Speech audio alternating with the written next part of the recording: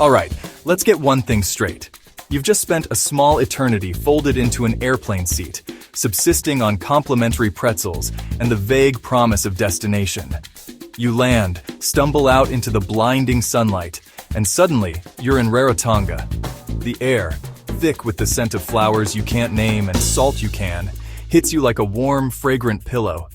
The water isn't just blue, it's a shade of turquoise so offensively vibrant it looks like a tech billionaire photoshopped the ocean.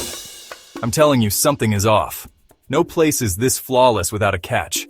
It's the travel equivalent of a first date who agrees with everything you say. It's unnerving. I've traveled the world. I've seen things. I've eaten questionable street meat in places where traffic laws are merely suggestions. So when I arrived here, I was on high alert. Where are the scams? The aggressive street vendors? The soul-crushing gridlock? Instead, I was met with a gentle breeze, the sound of waves lapping against the shore, and a sky so clear it felt like a personal insult to every smog-filled city I've ever loved. This island lulls you into a state of placid acceptance with its postcard-perfect scenery. It's a conspiracy of beauty, designed to dismantle your cynicism one swaying palm tree at a time. Don't say I didn't warn you. Let's talk about the real threats on this island. The ones the travel brochures conveniently omit. Forget sharks. Forget pirates. Forget political instability. The number one danger in Rarotonga is the crushing, relentless force of total relaxation. On my second day, I found myself sitting on a beach for 3 consecutive hours. I did nothing. I produced nothing. I didn't check my email. I didn't craft a witty tweet. I didn't even worry about my slowly eroding career. The horror. This island has a way of reprogramming your brain. It strips away the layers of anxiety you've spent a lifetime cultivating. It's deeply unsettling. Your internal monologue, usually a frantic cacophony of deadlines and social obligations, gets replaced by a single, repetitive thought. Look at that crab. This is stage 1 of rarotoxification. Stage 2, losing all concept of time. The sun goes up, the sun goes down. Is it Tuesday or is it Saturday? Who cares? The only schedule you're on is the tides. You measure your day in swims. You measure your day in meals. Having a conversation without simultaneously scrolling through your phone. The island's infrastructure is complicit. Speed limit sign, 50 kilometers per h. But island time moves between a leisurely stroll and a dead stop. Another deeply suspicious element of Rarotonga is its people.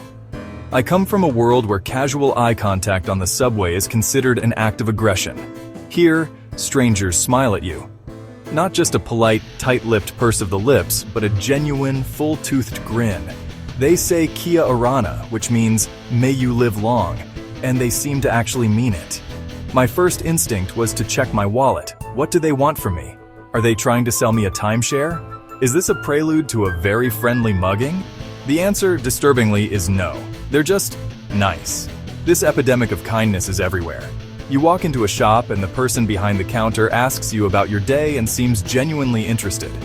You get a flat tire on your scooter. Within minutes, 3 different people have stopped to help. Not because they want money, but because that's just what you do.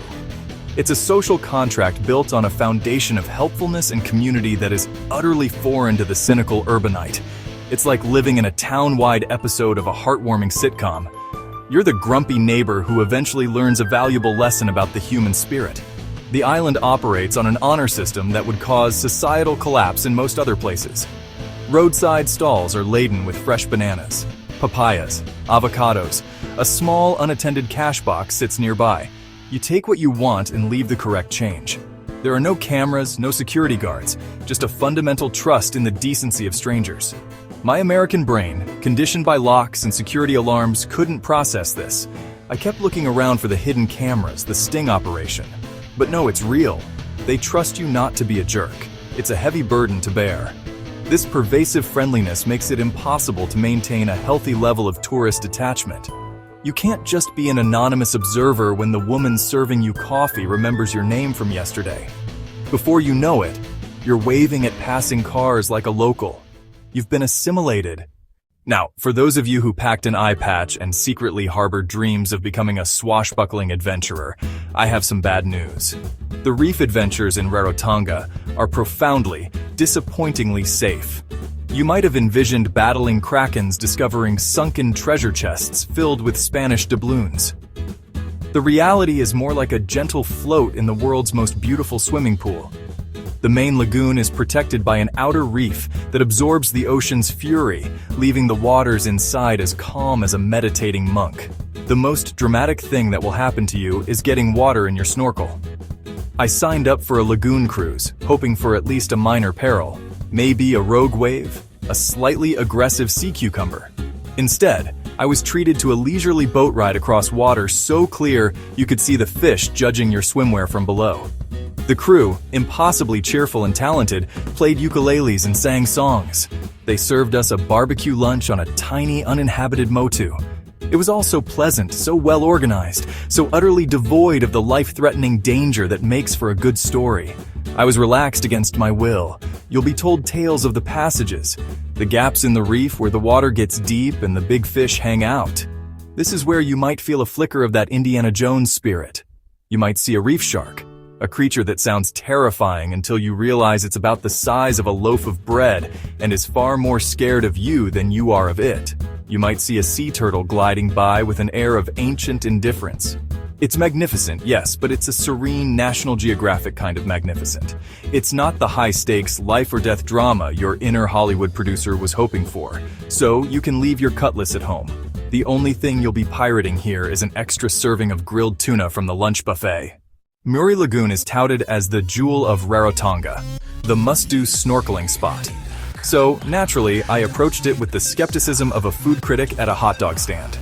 I strapped on my mask, bit down on my snorkel, and waded into the lukewarm, gin-clear water. The hype, I'm annoyed to report, is mostly justified. You stick your face in the water and are immediately greeted by a swarm of colorful fish who seem to be expecting you. They dart around your legs, nibbling at unseen particles with a complete lack of personal space. It's like being in the middle of a bustling aquatic Times Square, only cleaner and with less shouting. You swim out a bit further towards the motu, and the scene becomes even more absurdly idyllic. Parrotfish, with their weird beak-like mouths, chomp on coral. Butterfly fish, dressed in patterns more vibrant than a 1970s disco shirt, travel in pairs. And then there's the trevally, a big silvery fish that glides through the schools of smaller fish with the quiet confidence of a celebrity entering a nightclub. For a moment, you forget that you're a clumsy, land-based mammal who looks ridiculous in fins. You feel graceful. It's a trick, of course. A beautiful, shimmering, fish-filled trick. The whole experience is so accessible it feels like cheating. You don't need a boat. You don't need a guide. You just rent some gear from a shack on the beach for a few dollars. Walk 10 feet, and you're in a world-class aquarium. The water is so shallow in most places you can just stand up if you get tired. It's snorkeling with training wheels.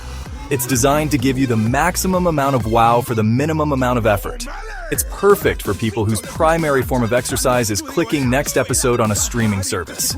You'll emerge dripping, smiling, and immediately start planning how you're going to frame your GoPro footage to make it look like you're some kind of rugged ocean explorer. If you want to see Rarotonga's relaxed pulse quicken to a slightly less relaxed jog, you go to the Punanga Nui market on a Saturday morning.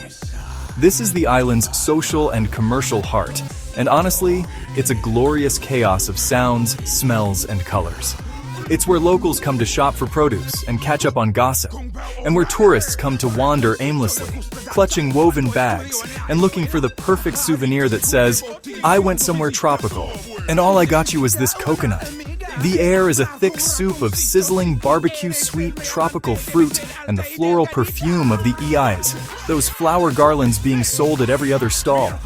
The food here? It's the main event, and it will totally ruin your airport-adjusted taste buds for life. You'll find food trucks serving dishes that have no business being that good. There's the Raro dog, sausage on a stick dipped in batter and fried. It's the island's answer to the corn dog, and somehow it's even better. Plates of rukau, a creamy taro leaf and coconut cream dish so rich it honestly feels like a sin. Smoothies made from fruit that was probably on a tree like an hour ago. They're so fresh they practically vibrate with life force. You'll wander past stalls piled high with produce you've never seen before. Spiky green soursops, massive breadfruits, and bananas in shades of red and green. You'll see locals haggling good-naturedly over a pile of taro root, their laughter echoing through the market. You'll spot artisans selling black pearls, wood carvings, and colorful pareas, those beautiful sarongs. It's a sensory overload in the best possible way. You want to buy everything, eat everything, and talk to everyone. It's the one place on the island where you might actually feel a sense of urgency. The urgency to try that pork bun before they sell out. You'll leave with a full stomach, an empty wallet, and honestly, a strange desire to learn the ukulele. Every tropical destination has a cultural night, and they usually have the same vibe as a high school play. Earnest, a little awkward, but you applaud because everyone is trying so hard. So, I went to the Highland Paradise Cultural Center with my expectations set to politely amused. What I got was something else entirely. Set high in the hills on the grounds of an ancient village, you're guided through the remnants of a marae. A sacred meeting place, the stories they tell aren't just for tourists, they're a living part of their heritage. The show part of the evening is a spectacular display, authentic tradition and Vegas-style showmanship. The drumming is the first thing that hits you. It's not just a beat. It's a physical force that seems to vibrate right through your chest, powerful, primal, performed by musicians who are clearly masters of their craft. Then come the dancers. The men, stomping and chanting, perform with an intensity that is both intimidating and mesmerizing. The women, with their hips moving in a blur of motion that honestly defies physics, are grace personified. You're served a massive feast, an umu, cooked in a traditional underground oven, pork chicken taro, sweet potatoes. The food is smoky, tender, and unbelievably flavorful. As you eat, the show continues, telling stories of ancient warriors, seafaring legends, and island romance through song and dance. Yes, it's a performance for an audience. Yes, there are spotlights and a sound system. But there's a raw passion and pride behind it that you just can't fake. Of course, there's the obligatory audience participation moment, every introvert's nightmare. They'll pull some unsuspecting tourist from the crowd to try and replicate the hip-shaking dance moves. This is where you see the true gap between the effortlessly fluid Cook Islanders and the stiff, rhythm-challenged tourist. It's a moment of pure, unadulterated cringe comedy, and it's wonderful. So, here is my final, official, and probably legally unenforceable warning. Do not come to Rarotonga if you are content with your life. Do not come here if you enjoy the hustle. Do not come here if you enjoy the stress. Do not come here if you enjoy the constant, low-grade anxiety of modern existence. Do not come here if you are perfectly happy with your job. Do not come here if you are perfectly happy with your commute. Do not come here if you are perfectly happy with your 2 weeks of vacation a year. This island is a homewrecker. It will break up the long-term relationship you have with your own dissatisfaction. It will ruin your ability to complain about trivial matters. You will come here for a week, maybe 2. You will slip into the rhythm of island time. You will learn the names of the fish. You will make friends with the guy who runs the local takeaway. You will start to fantasize about a different kind of life, one where your biggest decision of the day is which lagoon to swim in. You'll start doing the math, figuring out if you could quit your job, move here, and make a living selling hand-painted coconuts to tourists. The answer is probably no, but the fact that you're even asking the question is a symptom of the island's infectious charm. When it's time to leave, it will feel like a genuine heartbreak. The airport, which seemed so charming on arrival, will now feel like a portal back to a world you're no longer sure you belong in. The flight home will be a period of mourning for the person you were for the last 10 days, the relaxed, smiling, sun-kissed version of yourself.